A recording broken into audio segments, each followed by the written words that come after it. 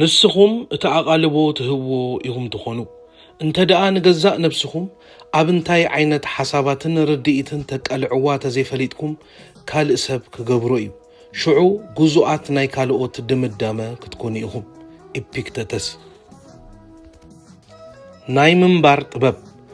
ኢፒክተቱስ ካብ 55 ክሳዕ 135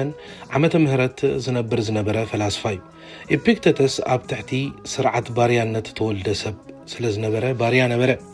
ድሕሪ ካብ ባርነት ሓራም ውፅኡ ድማ ናይ ስቶይክ ቤት ትምህርቲ ፍልስፍና መስረተ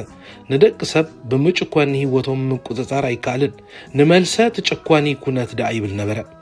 ኣብታ The Art of Living ትብል መጽሓፉ ድማ ንመዓልታዊ ህይወት ንብድሃሉ ኢሉ ዝጽሓፍን ፍልስፍናዊ ሓሳባቱ ይርከባ ኣብዛ መጽሓፍ ድማ ንመዓልታዊ ዘይተርፍ ናይ ህይወት ዓወታትን ስዕረታትን ብኸመይ ብኽብሪ ንቕበሎም ይዛረብ ኢፒክተተስ ኣብታ The Art of Living ትብል መጽሓፉ ፍልስፍንኡ ክጅምር ከሎ ትቋጻጽሮን ዘይትቋጻጽሮን ኩነት ኣለል ይብል ሓሳባቱ ክገልጽ ከሎ ሓጎስን ናጽነትን ዝጅምሩ ብተገንዝቦ ናይ ሓደ ኣገዳስ ነገር እዩ ንሱ ድማ ኣብ ቁጽጽርና ዘለው ነገራት ካብ ቁጽጽርና ወጻኢ ዘለው ነገራትን እዩ ድሕሪ ምስ መሰረታዊ ኣረዳድኣ ምግጣምና ምርድኦምን ኣብ መንጎ እንታይ ትቆጻጸርን ኣይትቆጻጸርን ምፍላጥና ድማ እዩ ውሽጣዊ ርግኣትን ደጋዊ ውጽኢታውነትን ክውን ዝኸውን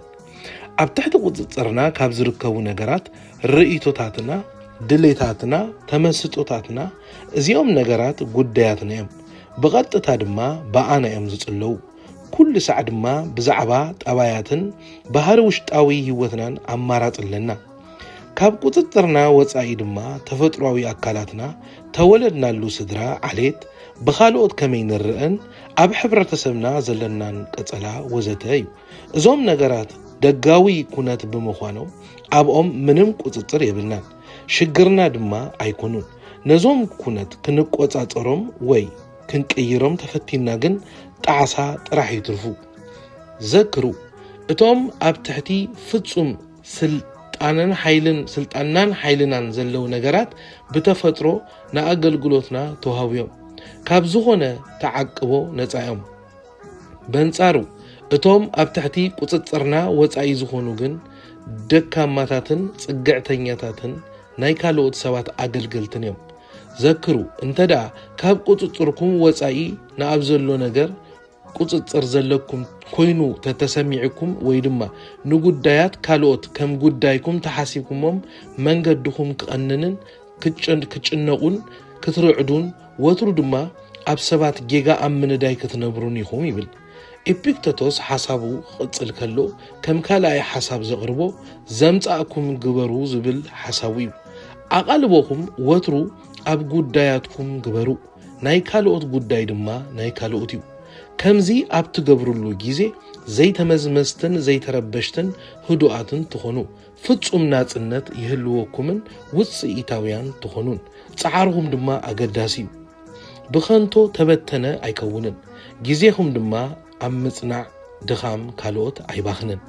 ዘምጻእኩም ምፍላጥ ኣንጻር ጥቕምኻ ካብ ምኻድ የገላግልን ካብ ብኻልኦት ምጥቃዕ የድሕንን ጸላእቲ ካብ ምፍጣር የገላግል ካብ ቃንዛ የወግደኩምን በዚ መትከል ምንባር እምበኣረይ ቀሊል ኣይኮነን ገለ ነገር መስዋዕቲ ክትገብሩ የገድድ ምስ ገለ ሰባት ዘለኩም ርክብ ንኽትቋርጹን ክትርሕቕዎምን የገድድ እዩ ንህይወት ድማ ኪንዮ ስልጣንን ሃብትን ከም ትርእይዋ ይገብር ይብል ኣብታ ዘምጻእካ ግበር ትብል ኣተሓሳስቡ ኢፒክተቶስ ከም ሳልሳይ ዘቐምጦ ንነገራት ከከም ዘለዎ ረኣይዎም ይብል ኩሉ ሳዕ ከም ዝምባል ተላመዱ ኣብ ቅድመይ ዘለኻ ነገር ሓደ ትርኢት ኢኻ ግን እቲ ዝኾንካዮ ትርኢት ንሱ ኢኻ ማለት ኣይኮነን ሽዑ ነቶም ተዘራሪብናሎም ሓሳባት ረኣይዎም እዚ ትርኢት ካብ ቁጽጽራይ ወጻኢ ድዩ ኣይኮነን በሉ ካብ ቁጽጽርኩም ወጻኢ ተኾይኑ ንገዛእ ነብስኹም ንኸይሻቐል ዓልምዎ ከም ራብዓይ ሓሳብ ዘቕርቦ ኢፒክተተስ ድሌታት መፈጸምታ ይጠልቡ እዮም ይብል ጽልእን ድሌትን ወሰንት ነገራት እዮም ከዓግቡ ድማ ይደልዮም ድሌት ጎይና ዝደለናዮ ከም ንረክብ የገድድ ጽልእ ድማ ነገራት ከም ንነጽሐሎም ይገብር ከም ራብዓይ ሐሳብ ዘቅርቦ ኢፒክተተስ ድሌታት መፈጸምታ ይጠልቢዮም ይብል ጽልእን ድሌታትን ወሰንቲ ነገራት እዮም ከዓግቡ ድማ ይደልዮም ድሌት ጎይና ዝደለናዮ ከም ንረክብ ይገድድ ጽልእ ድማ ነገራት ከም ንነጽጎም ይገብር ኣብ ሐቂ ዝደለናዮም ተዘይረኺብናዮም ንቁጣዕ ዘይደለናዮም ተረኺብና ድማ ንጭነቕ ግን እንተዳ ንኹሎም ዝተፈጥሯዊ ኩነትኩም ዝጻረሩ ነገራት ተወጊድኩሞም ቶም ትቆጻጸሮም ነገራት ጥራሕ ተዲብኩም ዘይትደልይዎ ነገር ካብ መስሓብ ክትድሕኑ ኢኹም ተኾነ ግን ከተወግድዎ ዘይትኽእሉ ነገር ከም ሕማም እርጋን ሞት ዘይትዕድልቲ ከተወግድዎ ተፈቲምኩም ነፍስኹምን ካልኦትን ክትጎዱ ኢኹም ምኽንያቱ ካብ ቁጽጽርኩም ወጻኢ እዮም ድሌትን ጽልእን ኣዝዮም ሓያላት ነገራት እዮም ተኾነ ግን ልምድታት እዮም እዚ ማለት ድማ ካልኦት ልምድታት ከነጠሪ ንገዛእ ነብስና ክንዕልሞ ንኽእል ኢና እዚ ማለት ድማ ንገዛእ ነብስና ካብ ኩሎም ነገራት ካብ ቁጽጽርና ወጻኢ ዝኾኑ ክንዕቅቦ ኣለና